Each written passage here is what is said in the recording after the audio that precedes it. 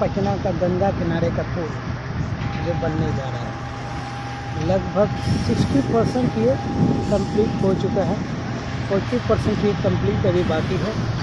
आप देख रहे हैं सब सारी इसकी पाया कंप्लीट हो चुका है, जहाँ तक दूर से दूर तक देखें।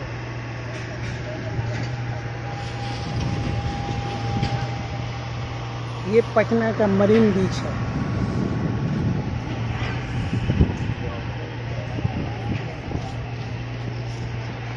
लोग शाम में यहाँ एंजॉय करते हैं,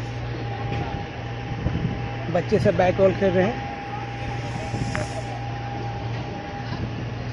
ये सनसेट जो बहुत प्यारा नज़र आ रहा है। हवा भी बहुत तेज़ी चल रही है।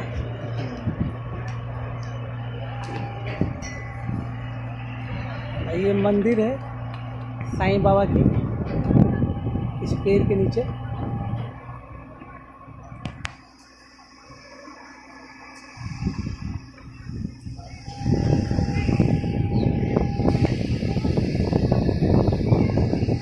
ये पटना का घाटपुर का नज़ारा से देख रहे हैं।